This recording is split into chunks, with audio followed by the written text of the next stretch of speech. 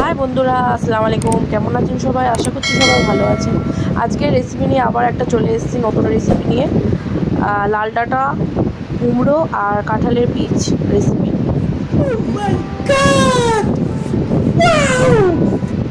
এখানে দেখতে পাচ্ছেন লাল ডাঁটা, কুমড়ো আর কাঁঠালের বীজ একসাথে কেটে ধুয়ে নিয়েছি।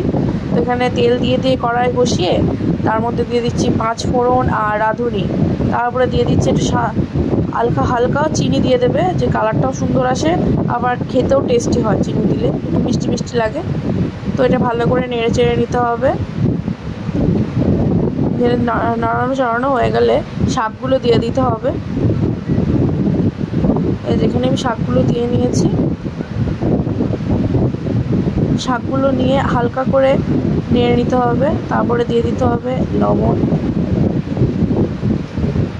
হলুদের গুঁড়ো, লঙ্কার গুঁড়ো, আদা, রসুন, জিরে আর সর্ষের পেস্ট।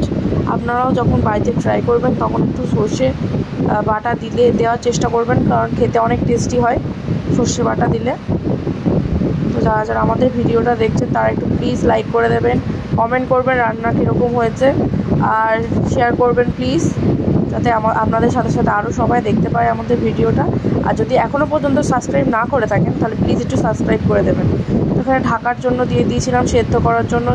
ঢাকাটা খুলে দেখি যে সেদ্ধ এখনও সেরকমভাবে হয়নি, তো জল দিয়ে আবার সেদ্ধ করতে দিয়ে দেব।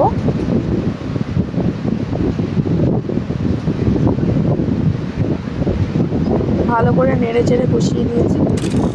তো আবার জল দিয়ে সেদ্ধ করে নিয়েছি। এই যে আমাদের রান্নাটা হয়ে এসেছে, জলটা মরলেই আমাদের রান্না রেডি।